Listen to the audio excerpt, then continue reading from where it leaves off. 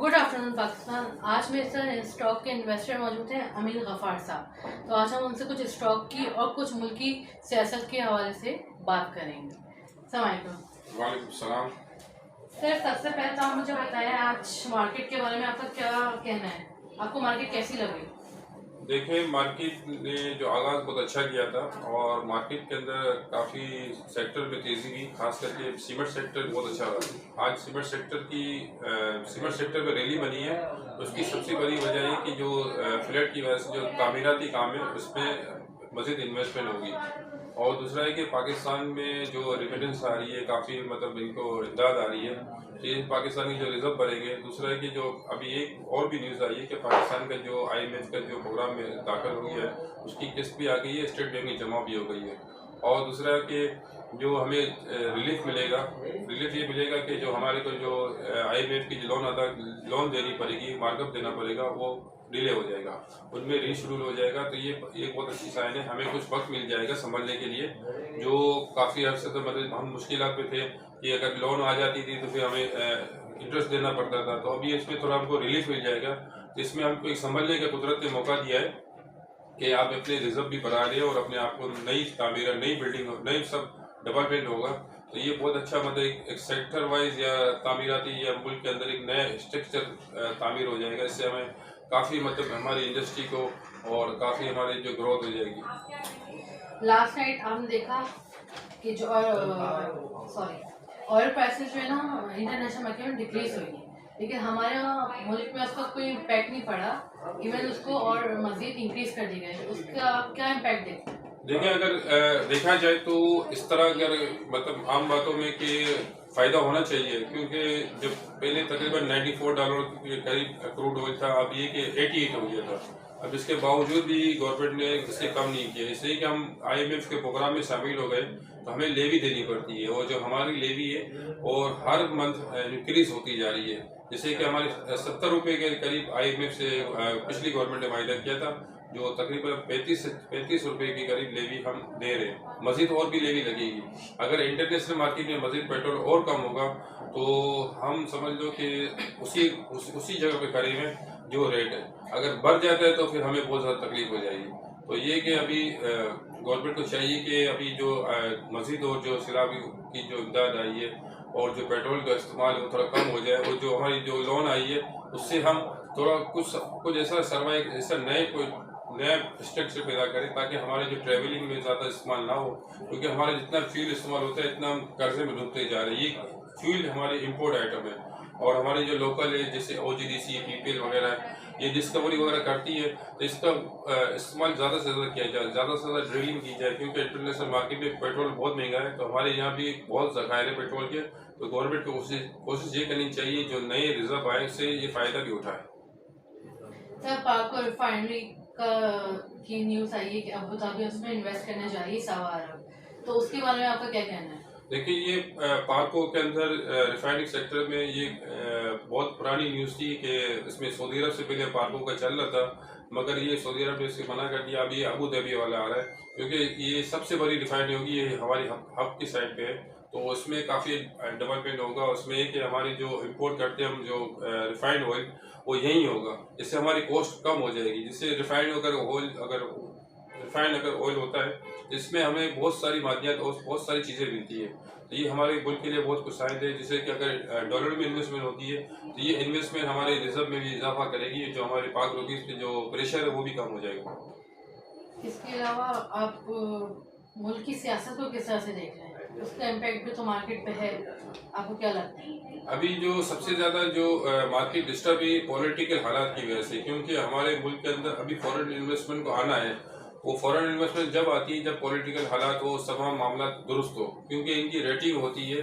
और हम जो FATB में वो तकरीबन उसके हमने नंबर क्लियर कर चुके हैं।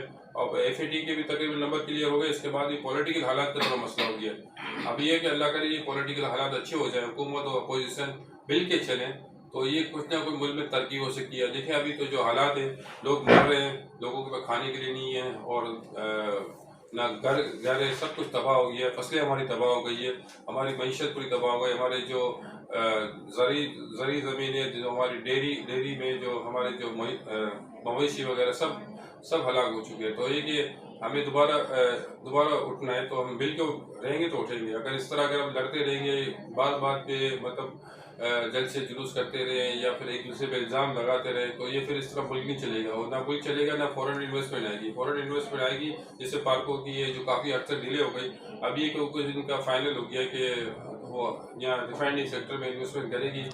और दूसरी है कि हमारी गवर्नमेंट पे न्यूज़ है कि रिफाइनरी पॉलिसी को काफ़ी लेट हो गई है। अगर रिफाइनरी पॉलिसी आ जाती है तो हमारे मुल्क के लिए और फ़ायदा हो जाएगा। FATF की टीम ऑलरेडी पाकिस्तान आई हुई है जो 2 सितंबर तक रहेगी, तो उसको आप किस तरह से देख रहे हैं? देखिए, FATF का भी ये लग रहा है कि ये फाइनल राउंड है।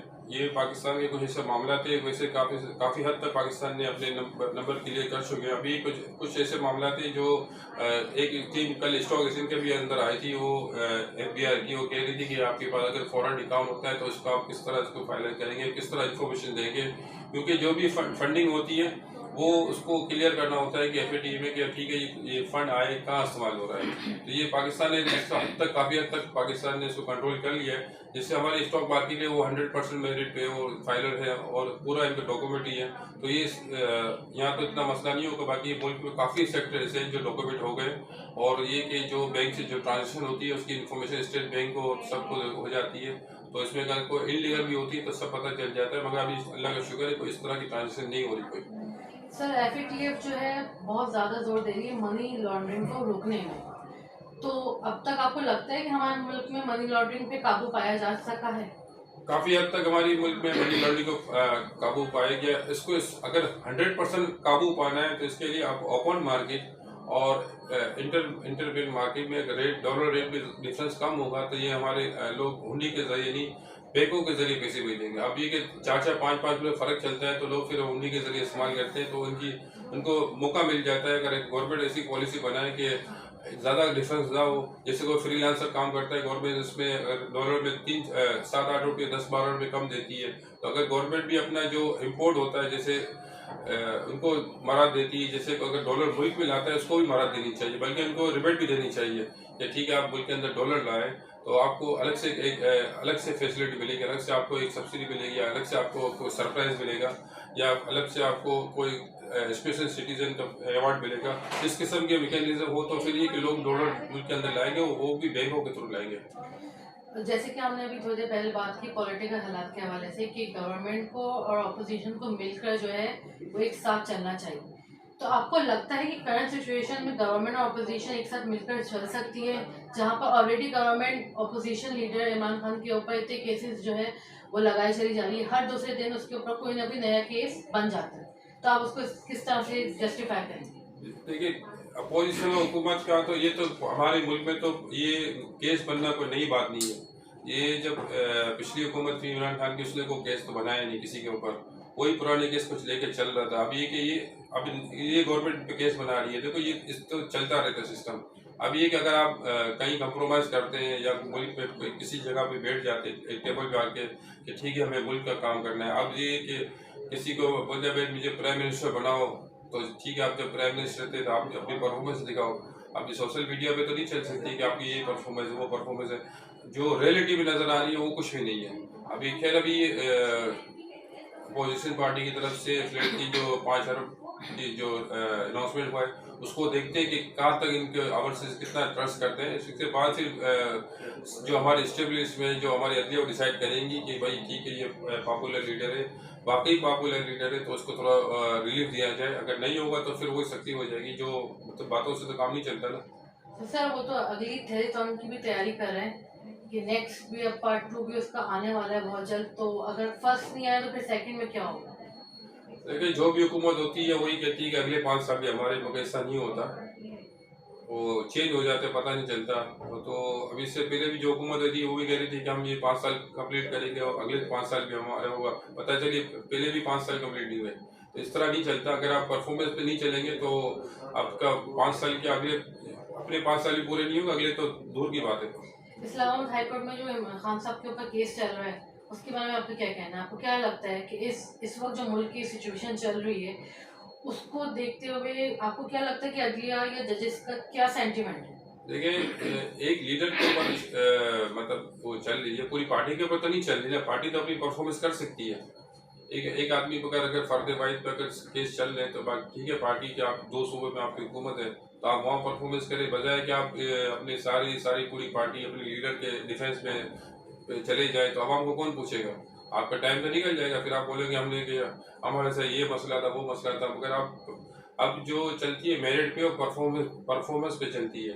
अब ये कि जो ठीक है लीडर के खिलाफ जो हो रहा है, अगर आपकी परफॉर्मेंस अच्छी होगी तो आपको आवाम खुद ब खुद चांस देगी, बल्कि आपकी मकबूलियत भी ऐसी होगी कि लोग अपने फैसले चेंज कर देंगे। मगर आप पहले तो आप मुल्क की तरफ तवज्जो दें, बजाय कि लीडर की तरफ। Thank you so much sir, आपके टाइम का बहुत बहुत शुक्रिया। जी नाज़रीन, नेक्स्ट हमारी वीडियो के लिए वेट कीजिएगा एंड प्लीज़ लाइक और सब्सक्राइब करना नहीं भूलिएगा। Thank you.